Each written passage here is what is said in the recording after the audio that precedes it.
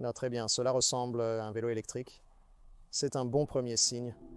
Il ne savait pas que ce n'était pas un bon premier signe. Salut tout le monde, c'est Micah des bikeschool.com et aujourd'hui je déballe un vélo électrique incroyablement bon marché.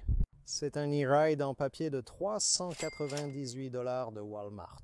J'ai acheté cette chose pour la seule raison que je voulais voir à quel point un e-bike de 398 pourrait être bon.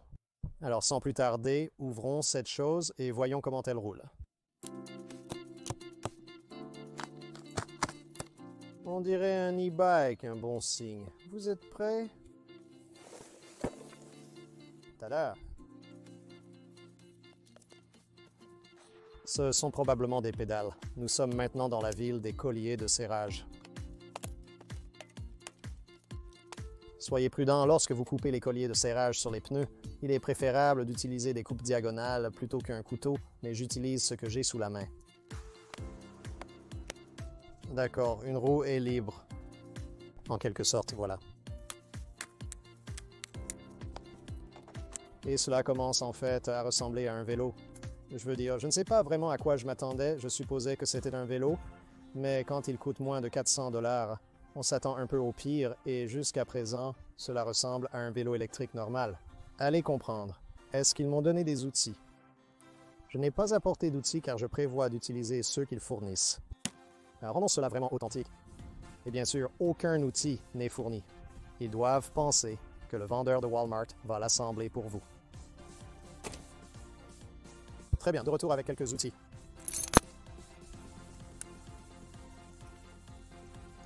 C'est probablement la partie que j'aime le moins dans l'assemblage des vélos, mais c'est de mettre le collier de guidon. Très bien, le guidon est installé.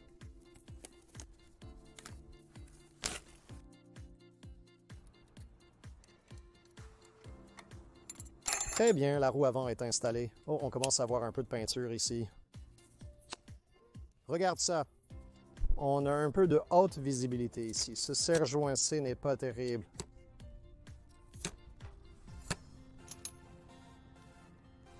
D'accord. Ouais, donc voilà, la première chose, super, bon marché, évidente ici. C'est ce collier de serrage, de tige de sel, qui ne peut pas serrer correctement. Il faut faire quelque chose de personnalisé là, pour renforcer cette chose. C'est l'heure de la pédale. La gauche va à gauche. C'est aussi assez drôle. Il y a un autocollant ici qui dit que cette pédale est pour le côté de la roue à chaîne, mais ce n'est définitivement pas pour le côté de la roue à chaîne. Quelle horrible façon de l'étiqueter. Un peu plus de suppression de mousse et nous y serons. Installons les freins avant. Je n'ai pas eu de frein. 5 depuis toujours. Ouh, ce câble est horrible. Qu'est-ce qui se passe ici, oh? Mon Dieu, ces freins sont terribles. Qui dit que le câble s'est emmêlé ou quelque chose. Ouais, ben, c'est seulement une sorte de risque pour la sécurité. Oh. Au moins, j'ai mes arrières. Oh, d'accord, donc il faut d'abord allumer la batterie. Voilà, ça sera alimenté. Maintenant, bien sûr, il n'y a pas d'accélérateur parce que ce serait trop amusant. Vérifions si nous avons une assistance au pédalage ici. Je dois vraiment faire quelque chose pour la selle. Ok, ok.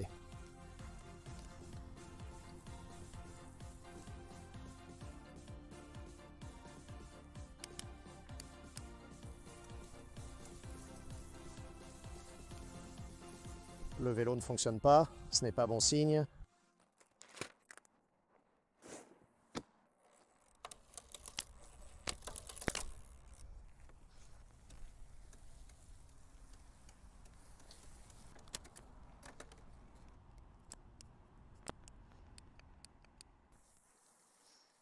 D'accord, je n'obtiens rien ici. La seule chose qui fonctionne est le mode marche à 6 km/h.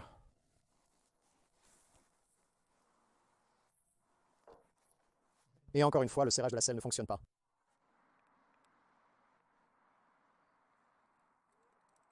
Voilà. Le mode marche fonctionne à peine, mais pourquoi l'assistance au pédalage ne fonctionne-t-elle pas?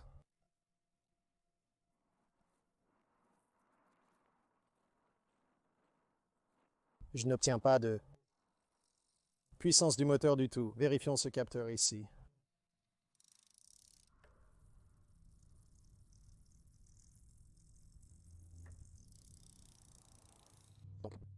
Quand j'écris des articles sur les vélos électriques, des gens commentent souvent qu'un e-bike de plus de 500 $ n'en vaut pas la peine et ne devrait jamais coûter plus cher.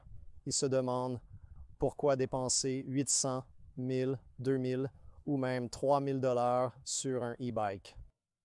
Voilà ce qui arrive quand vous lésinez sur les dépenses et achetez un vélo électrique à moins de 500 $ ou dans ce cas moins de 400 $. Ça ne fonctionne tout simplement pas.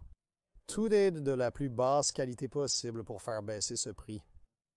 Chaque pièce est un point de défaillance potentiel et quand chaque pièce est de mauvaise qualité, il y a beaucoup de défaillances à prévoir. Quelque chose ne fonctionne pas ici. Je ne peux le faire fonctionner qu'en mode marche et même dans ce cas, le bouton du mode marche reste enfoncé la moitié du temps.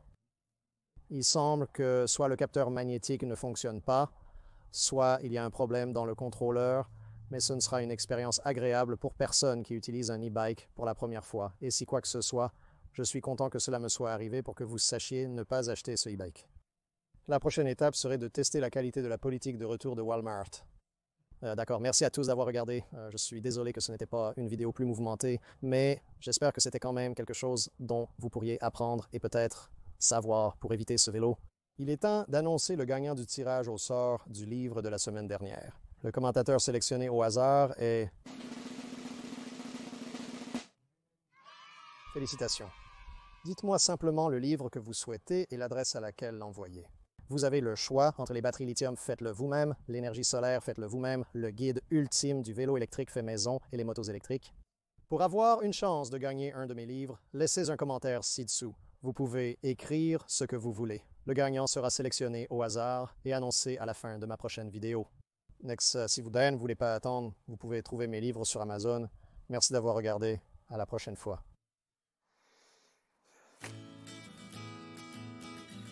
Et pour ceux d'entre vous qui se demandent, Walmart m'a effectivement rendu mon argent hier sans aucun problème, donc je suppose que je peux leur donner des éloges pour cela.